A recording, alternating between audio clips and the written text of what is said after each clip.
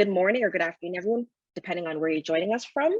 This morning, we have a great session lined up with Dunsky Energy and Indigenous Clean Energy, and we're going to be chatting about EVs in rural and remote communities. So to start, I'd like to acknowledge that Efficiency Canada is housed at Carleton University Sustainable Energy Research Centre, which is located on traditional unceded territories of the Algonquin Nation. I'm calling in from Tiohtià:ke, or Montreal, which is located on the traditional unceded lands and waters of the Kanien'kehá:ka Nation. Wherever you're joining us from today, I encourage you to take a moment to acknowledge the land you're on, reflect on the land and what it means, and I'll share a link in the chat to whose land that has some more resources so that you can kind of understand the importance of doing so. Now, for the reason we're here today, we'll be speaking with Leighton Gall from Indigenous Clean Energy, and we'll also be hearing from Claire Cameron and Jeff Turner from Dunsky Energy and Climate Advisors. So Leighton, please take it away. Everybody. Okay, so I'm Leighton from Indigenous Clean Energy, Sustainable Transport Manager there. We do have our new program, ICE Charge Up. Tell you a little bit about Indigenous Clean Energy. Organization provides itself as Indigenous-led organization working to empower Indigenous people through clean energy. Our work affects systems change through clean energy, which increases equity and self-determination of Indigenous peoples. Some of you have heard of our cornerstone program, the 2020 Catalyst program, but in recent years, our reach has been expanded to include global clean energy cooperation through the Global Hub. We're scaling up energy efficiency initiatives through Bring It Home, Youth Empower and Career through Imagination and Generation Power, and supporting electric vehicle infrastructure through a program we launched last week, Charge Up. So more broadly, ICE has identified transportation electrification as a key clean energy opportunity on the horizon for Indigenous communities. Because of volatile fuel costs and negative environmental impacts, many communities are looking at the electrification of trucks, ATVs, snow machines, boats, and ramping up electrical infrastructure. On the map here, a little bit of a charge up. It's kind of condensed, but when you do fan them out, there's quite a few gaps in there that people aren't able to travel around and network their travels from rural communities. Here we have some examples out in BC that have got ahead of the curve and installed their own charging system. So we have Souk on the left and Osoyoos on the right. And so they are installing fast chargers for their tourism industries, and then also getting ahead of the climate change curve as well, since they have had quite a few fires in that area and are experiencing quite a bit of pressure. Here we have a really interesting project. So even remote communities are finding sustainable ways to bring in charging stations. Here we have a solar hybrid EV charging system. The system's found in Gull Bay First Nation and was put together by AJ, the Energy Projects Coordinator.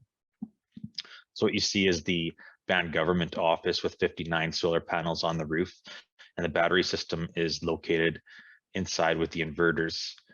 On the exterior wall, it has a dual head charge point charger and also the new EV they've purchased. The solar hybrid system reduces diesel load as the community is off-grid, and it took about 6 months from design to completion. The system costs about 260 grand and has a 10-year payback period. One of the notes to pass along was in the summer, normally they can do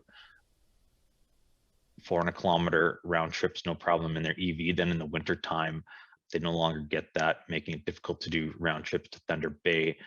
And so you can possibly get stranded on the highway. So in the winter time, they've had to do some planning to see if there's enough charge to make it and if there's good cell phone reception, and also default back to old ways before heading out, kind of like in the woods.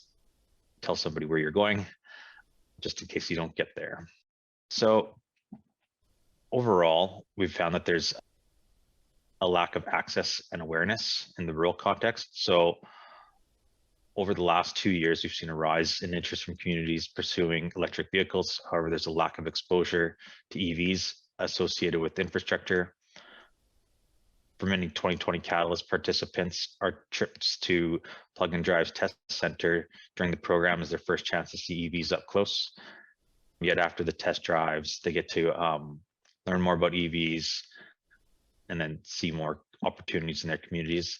This is why we worked with Dunsky to produce the report Claire will talk about to paint a picture of opportunities for rural and remote communities and why we're excited to launch Charge Up. We'll see chargers installed in rural communities across Canada. Thanks, Leighton. I'll just share my screen.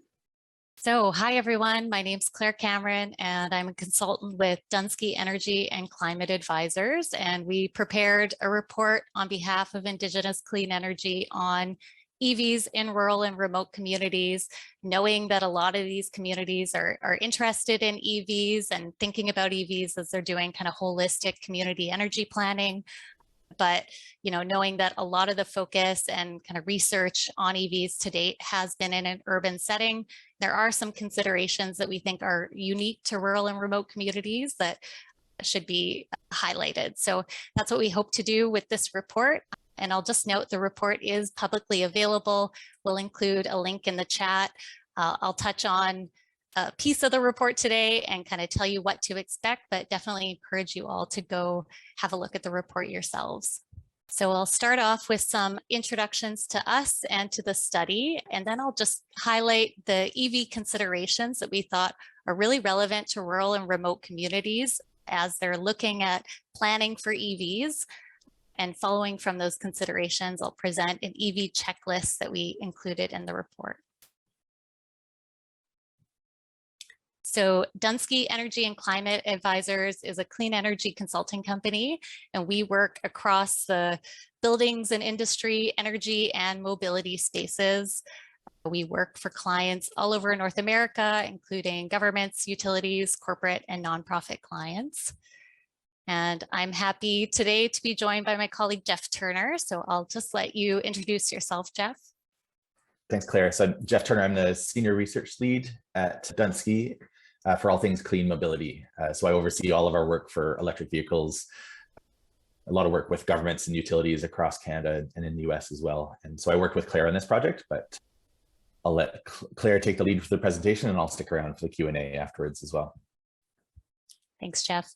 And yeah, as I mentioned off the top, my name's Claire. I was the project manager on this project, so very involved in developing the study and the report. So to start, I'll just give a high level overview of what the report includes. As I mentioned off the top, we were focused on thinking through those considerations relevant to rural and remote communities that are planning for EVs. It also includes 3 hypothetical EV use cases. So we looked at the emissions and economic impacts of switching from gas or diesel vehicles to electric vehicles for a water truck in northern Quebec, a bus service in northern Ontario, and a light duty car sharing program in PEI. So please have a look at the report if you want to learn more about those. It also includes a summary of funding that's available across the country related to EVs and kind of a very high level summary of electrified vehicle availability by different model types. And then lastly, it includes throughout kind of general advice and some next steps for communities. And so before I go any further, I'll just define what we mean by rural and remote. So for the purpose of this study, we considered remote communities to not be connected to the North American grid. And we considered rural communities to be connected to the North American grid, but to share some characteristics with remote communities that kind of differ from urban settings as with respect to EV uptake. So things like low population density, distance from large centers, kind of more remote or wilderness lands, etc. And of course, these communities are very diverse. Not all these considerations will apply equally, but we tried to find those that we thought were kind of broadly applicable. And so today, in the interest of time, I'm only going to cover that first bullet. So EV considerations relevant to rural and remote communities, and I'll walk through those now. So the first is electric peak demand management. So we know that demand from an EV if it's being charged using a level 2 charger at a home, can more than double the peak load of that home if it's being used at the same time as other loads. So it's really important, however possible, through either programs or technologies to really encourage off-peak charging. For example, often during the night is a good time to be charging, at times when other loads aren't being used. And this is definitely not a consideration that's unique to rural and remote communities. We're seeing utilities everywhere thinking about how to minimize peak demand impacts from EVs. But we did want to specifically call it out because we know rural and remote communities are very engaged in the clean energy space. A lot of them are looking to have very high renewables penetration while also doing things like electrifying space and water heating. And all of these have kind of collective impacts for the utility, for the grid itself.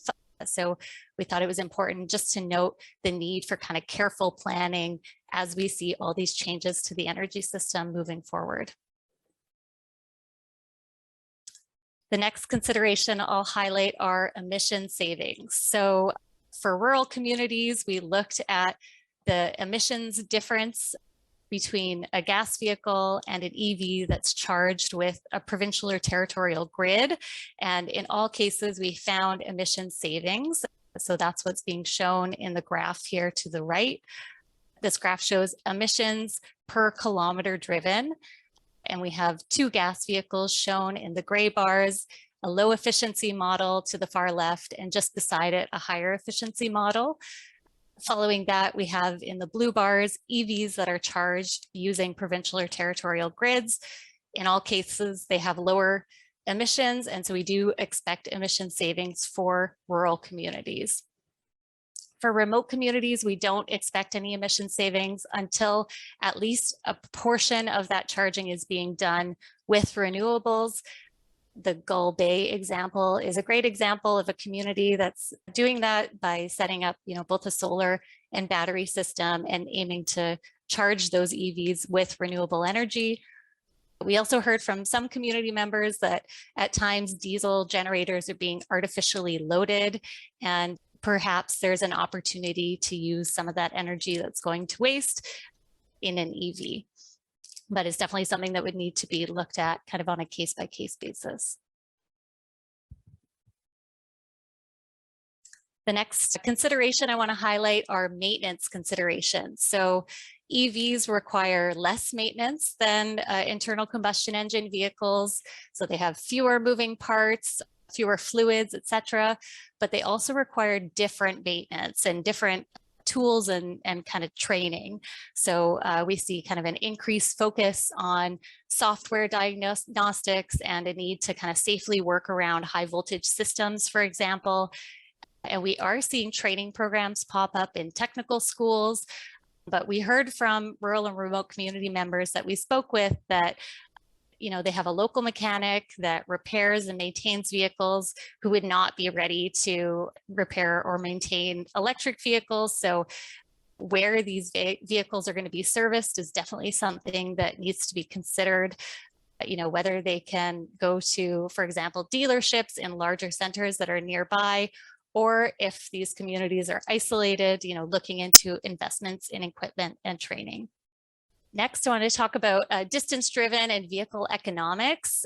So we wanted to highlight how vehicle cost effectiveness changes with the distance-driven. So EVs cost more upfront today. This is changing all the time as we're seeing battery prices decline, but today it's still true that they are going to cost more at the time of purchase. But as I just mentioned, they have kind of lower maintenance requirements and lower maintenance costs. So the more you use an EV, the better the cost effectiveness becomes.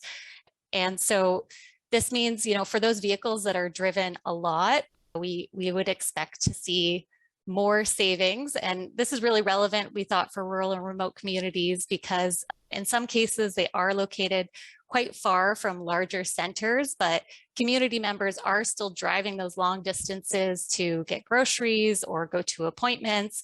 And so they end up driving a lot more than the average Canadian.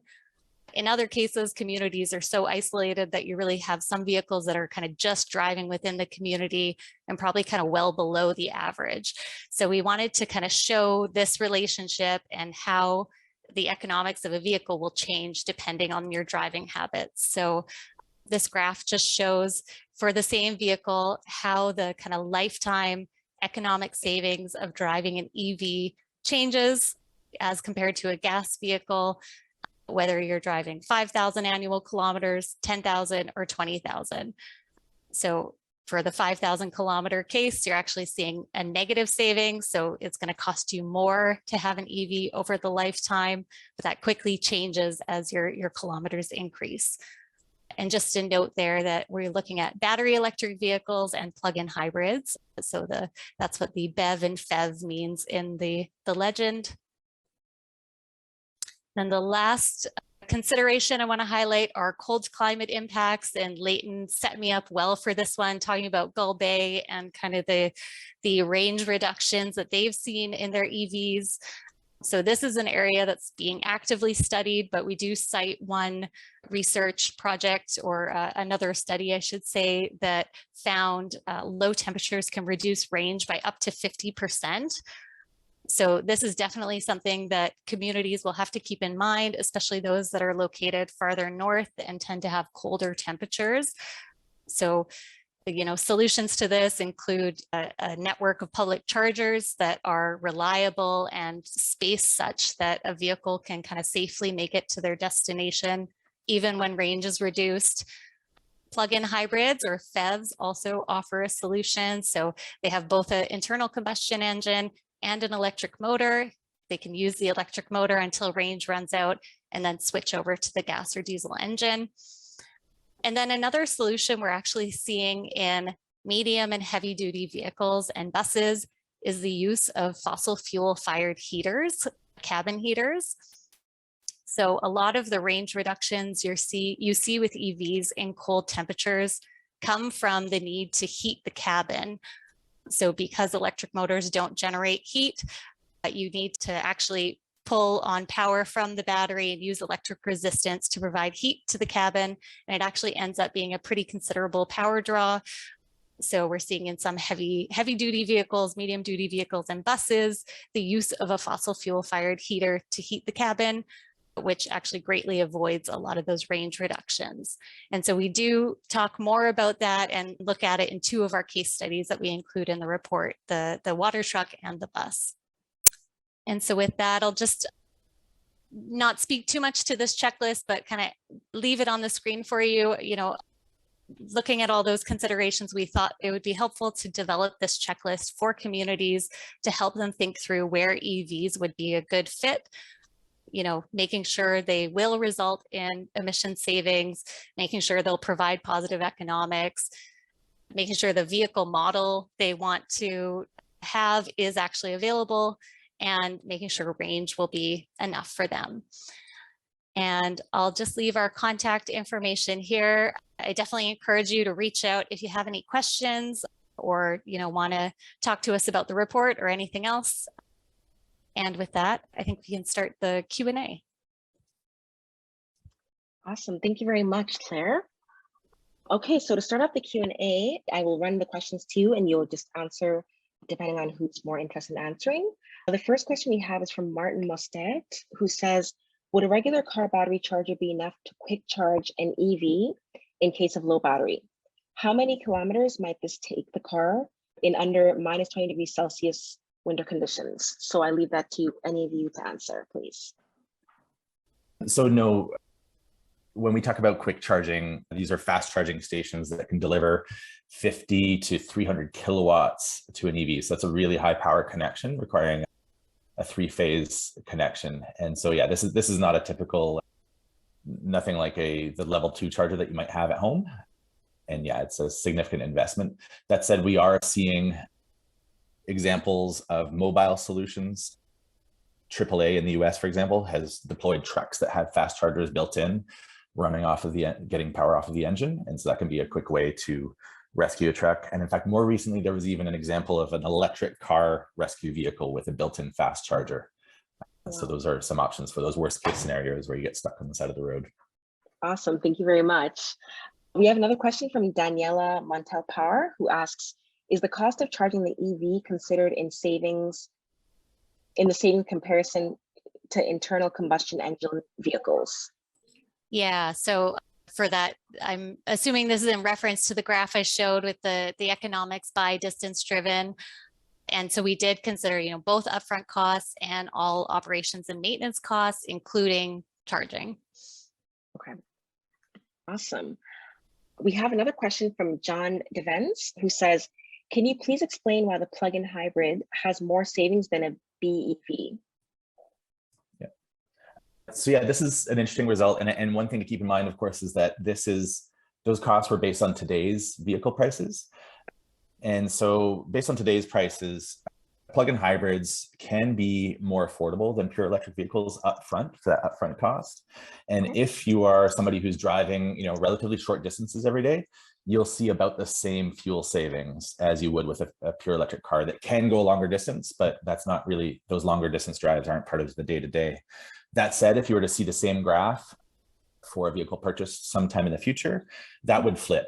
In general, we see battery electric vehicles becoming the more affordable option over time, because as battery costs come down, that has more of an impact, more of a benefit to pure electric vehicles that have a much larger battery, whereas plug-in hybrids, the battery is a smaller portion of the cost of the vehicle, and end up in the long term, they'll probably be the more expensive option just because they have effectively two different powertrains together.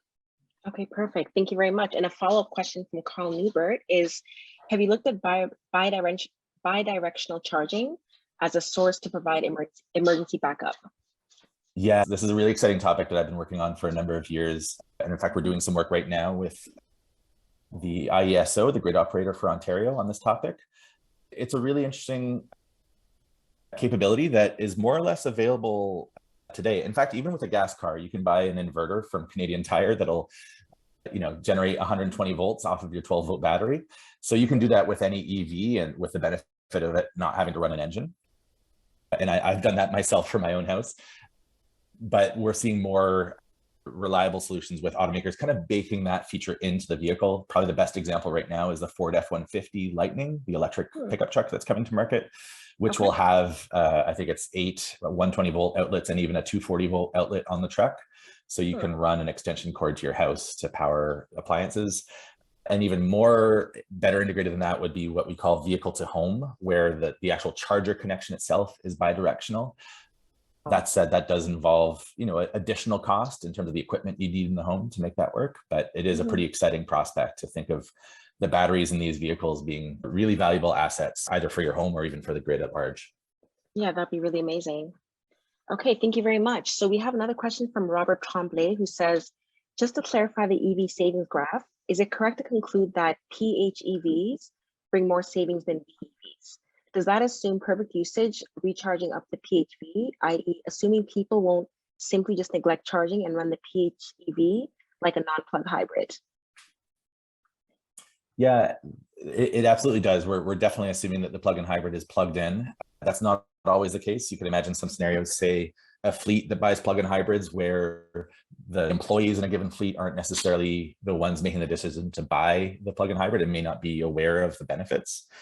But yeah, in that ideal scenario where you're plugging in a plug-in hybrid every day and your typical driving distances are within the electric range of that plug-in hybrid, you can achieve the same fuel savings with a more affordable vehicle than, say, a long-range battery electric vehicle. Okay. And actually, on the same vein, we have a question from David Katz, who asks, does the plug-in hybrid have the benefit of the heater running off the engine when used in cold weather? Yeah, if the engine is running. So the key there is that if you're in an electric mode, you don't get that benefit of a hot engine that's got a bunch of waste heat to use. So what that means is that if you're trying to operate in all electric mode, you're gonna, just like in a battery electric vehicle, your range will be impacted. I saw there was a comment earlier about 50% being a pretty extreme example. I agree that is pretty extreme, but you can see range reductions that are as high as that. That's what I see in my car, especially vehicles that rely on resistive heaters. Some EVs today use heat pumps for heating, and they see less of an impact. So all that to say that, yeah, when you have a hot, inefficient combustion engine running, that is a bunch of free heat that you can use. So yeah, a plug-in hybrid has the advantage that in those cold scenarios, you get a bunch of free heat to work with, but that would be in a case where the engine is running and you're not getting as much of a fuel savings benefit. Sorry, I muted myself. Thank you very much for that answer. So we have another question from Lucas Golka, who says, do you have in count a rapid increase of electric energy like we see in the EU right now? Trying to understand the question. Sure. I wonder if this is about taking into account the increase in electric demand from EVs and grid impacts, a rapid increase of electric energy. I mean, yeah, this is, if that is what's being asked about. So basically, what is the overall impact of EVs adding a bunch of load to the grid? And so, yeah, this is an important question to ask, making sure that grids, whether they're in remote communities or not, making sure they can handle this increased load. So we do a lot of work with electric utilities. Claire, for example, just kicked off a new project with a utility in California, much different environment, but still the same exact question. If everybody buys an EV, what does that mean for the grid? And I'd say it's probably even more important for remote communities where the grid might be, closer to the limit, might have less wiggle room in terms of how much load we can handle. In general, I would say that utilities that we've worked with across North America, they don't see this as a huge threat. Generally, they see, yeah, this is something they're going to have to work on and prepare for, but it's not going to happen overnight. People don't go out and replace their cars at the drop of a switch. There's a gradual turnover as vehicles get replaced when they're due for replacement. But yeah, overall, it will be important for utilities and remote communities to really think about this load increase and take advantage of those load management options that Claire mentioned at the start of the presentation. Generally speaking, EV charging is a very flexible grid. So it's not like heating your home where you need that heat when you need it. Instead, an EV generally just needs to be fully charged by the next day. So there's a lot of flexibility to shift that charging to happen when the grid has spare capacity. Perfect. Thank you very much. We have another question from Sarah Fralin, who asks, is anyone working to expand electric car share opportunities across the province or country? Claire, do you want to take that one? Sure. I've heard a lot of interest from different communities. I'm not aware of any kind of concerted nationwide effort. Leighton might have heard more from communities. I'm not sure, but I can't speak to any specific opportunities that are kind of really far along. Most of what I've heard is like pretty preliminary. There's definitely interest there. Yeah, nothing to report that's kind of public or coming soon. Okay, perfect. Thank you very much. We do have a quick question from John Lorella, who asks if the chat will be available with the recording. It will not be available, but the recording is definitely available on the website and on YouTube, and I'll pop the link for that in the chat.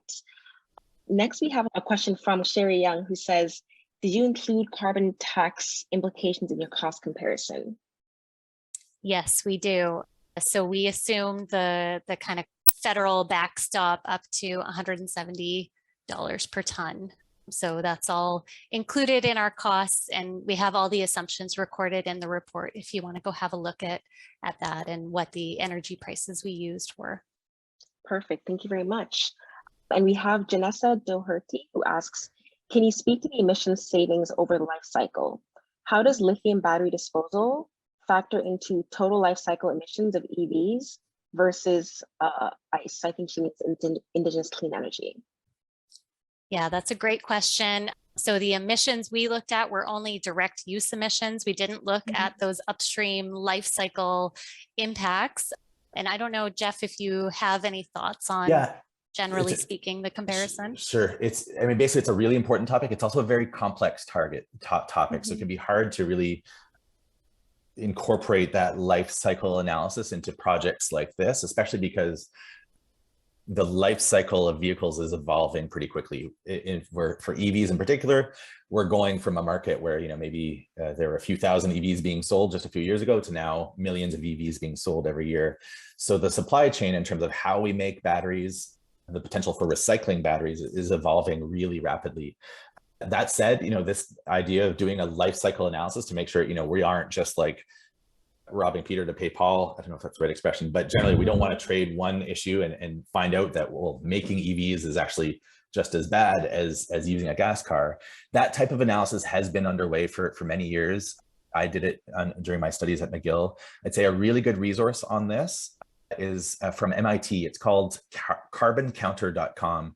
They've created an interactive dashboard that lets you compare the overall life cycle emissions for a range of different types of vehicles. They give specific models of examples of each type of vehicle and show how these things add up. And it shows pretty clearly that even when you take it into account the production, manufacturing of battery, the disposal of batteries and other EV components, as well as conventional vehicle components, EVs always come out way ahead. And if anything, the prospects are getting better as we've had about 100 years to streamline how we make combustion engines and vehicles. And so we're only just now starting to see that scale and the effort going into streamlining the full life cycle and recycling of EVs as well. Awesome. Thank you very much, Jeff. We have another question from John Lorella, who asks, are utility loads publicly viewable in cities as well? Or are they the property of private companies? I think that's linked to the previous answer.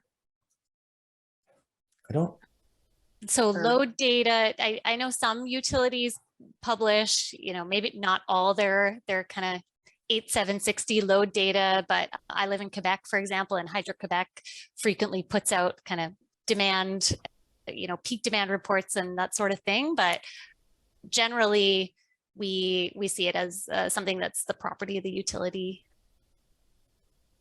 I don't know if that answers the question. I think so. Thank you very much. We have a question from Nathan Shaper, who says, how do you see the gas station model evolving? I've heard that most models show the vast majority of charging coming at home. How might that change in rural communities as well? Yeah, this is a really great question, something that we've been grappling with a lot. I mean, Claire, I'm jumping right in, but you're right in the middle of helping the BC government plan out charging infrastructure in remote areas. I don't know, maybe you can take it. Well, yeah, I think there's we're seeing, you're correct in saying the vast majority of charging happens at home. The problem we see in cities is that not everyone can charge at home. Not everyone has a driveway or has the space to park their car and charge up. So in cities, we're seeing, public chargers that are kind of used instead of home chargers. So for example, you might have a fast charger that you visit once a week and fill up the same way you would at a gas station and then park your car near your home. In remote communities, you're probably less likely to have this. You're seeing single family homes that probably can install their own level 2 chargers. And you'd probably want to think more about connectivity between communities and making sure that there's charging available outside of the community on those major routes where they need to go. And as we've spoken about already, making sure that they're kind of located frequently enough that even in cold weather, no one's going to end up without a charge on the side of the road. That's kind of the worst case scenario. So yeah, I don't know, Jeff, I want to add anything to that. The tricky thing there, of course, is in terms of the business case for private players. We do a lot of work trying to figure out, like, okay, how much charging infrastructure do we need? Who's going to install it? And increasingly, we're looking at the business case for private actors to get into this space. And it's kind of challenging when most charging happens at home. And so I'd say this problem is even worse in rural areas, where if you think of a gas station in a rural area, they at least have the guarantee of that captive audience. Anybody that lives nearby there, 100% of their gas that they use is going to come from a gas station. So they can count on that business. Whereas in those rural areas, if they switch to EVs, probably the vast majority of the charging of those local residents is going to come from their own home charging station, since they probably have a driveway. So that's tricky for more remote gas station charging stations that are going to be more dependent on the very crucial but infrequent longer distance trips that people make from other areas. So I think what this means is that, there are some remote gas stations. We've been looking at the Dempster Highway with a team in Yukon, where, there's a gas station on the Dempster Highway that receives government support to keep operating.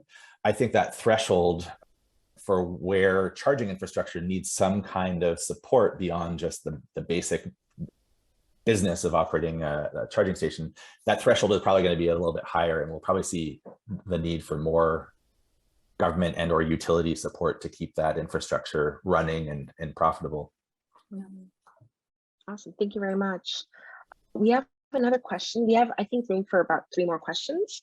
So we have a question from Heather Dunlop, who asks, what possibilities are there to get new fast chargers installed in specific rural areas where chargers are scarce? Yeah, that's a great question. And I think, something that both provincial and federal governments are thinking about, at least to a certain extent. We mentioned that, Claire is in the middle of some work right now with the BC Ministry of Transportation on exactly that topic. We've also been doing a lot of work with NRCan to help design the federal funding programs for charging infrastructure. And this is a specific recommendation that we've seen come up a few times, that it might be important for the government to target their support in areas that need the most help, because we might be getting to a point where, charging infrastructure in big cities, there's enough of that demand that private players are going to seize that opportunity and jump in without as much need for government support. And it'll probably become increasingly important to focus that government support in rural areas. Right now, funding is on the table. It's not necessarily targeted, but there is funding from different provincial governments and also from the federal government across the country. So in that case, it becomes a question of mobilizing the actors on the ground that can take advantage of that funding, either local communities or, in fact, ICE is on this call right now. They've just raised their hand and they're going to be, helping the federal government to deliver that funding to communities where it's needed. So I think some of the pieces are coming into place. Perfect. Thank you very much, Jeff. So we're down to our final 2 questions. We have a question from Robert Tremblay, who says, how important is public charging going to be for EV charging in dense urban areas? Should they be level 2 or level 3? Yeah, it's a great question. We do a lot of work with city governments. I guess that's not really the topic here, but I'll just say quickly that it kind of depends. We've seen Montreal deploy a lot of level 2 infrastructure, for example. Other cities are doing fast charging hubs. It really depends on the users. Different users have different needs. So yeah, our recommendations usually involve a mix of both fast charging hubs and some level 2 public infrastructure that can serve as a substitute for folks that can't charge at home. Okay, thank you. And then our last question from Richard Senez, who says, are fuel cell vehicles and hydrogen being explored as low carbon transportation options in rural areas? With the market for H2 set to boom and the enhanced range capabilities of FCEVs, it seems like there could be opportunities there as H2 infrastructure grows. Yeah, this is something that we've been looking at in a few projects lately. And yeah, certainly like the advantages of fuel cell vehicles is that they can potentially have longer range, faster fueling times if the infrastructure is in place. So we do see some scenarios where fuel cell vehicles can play an important role in transportation, potentially. And those scenarios would generally be focused more on heavy duty vehicles traveling long distances. And that seems to be where most of the industry players are focusing. There are a handful of light duty vehicles that are on the market, actually just 2 models in North America, but really not much certainty from automakers. The champions in that space, Hyundai and Toyota, for example, they each have 1 fuel cell vehicle on the market today. They haven't really given any indication that there are more models coming to market, whereas they have shown that, Toyota, for example, just unveiled 30 upcoming battery electric vehicles. So I think that's probably the biggest uncertainty for us in terms of hydrogen light duty vehicles, and all faced with, if we look at those total cost of ownership graphs that Claire presented, when we model that for hydrogen vehicles, they're both more expensive to buy and they're more expensive to fuel, because hydrogen right now is at least as expensive as gas, if not more. So we're watching this because, of course, if things evolve over time, if we scale up hydrogen production, it's possible to become more affordable. And that'll be really helpful if there are these niches that we can't really tackle with pure electric vehicles. And yeah, I think remote communities is one of those areas where it'll make sense to keep an eye on that. But in either case, it does seem like it's a ways out, and we're definitely going to need to see more of a clear sign from automakers that they're scaling up and developing products that'll fill that niche. Awesome. Thank you very much, Jeff. I'd like to thank you, Leighton, Claire, Jeff, and Ian for joining us today for a very insightful conversation. As somebody that's still debating an EV vehicle, this was very interesting for me as well. For anyone that would like to read the report, we've shared the link in the chat, and we'll leave this chat open for another minute or two, just so people can copy their answers. But if you'd like to share any final words, please go ahead. I'll just say, yeah, big thanks to Indigenous Clean Energy for giving us the opportunity to do this study. It was really interesting to have a chance to dig into this work, and we're really excited to see, how they're going to be supporting these communities moving forward. So thanks to ICE, and also thanks to Efficiency Canada for hosting. Awesome, thank you very much. Wishing everyone a lovely Friday afternoon, and thank you all very much. Thanks, everyone. Thank you.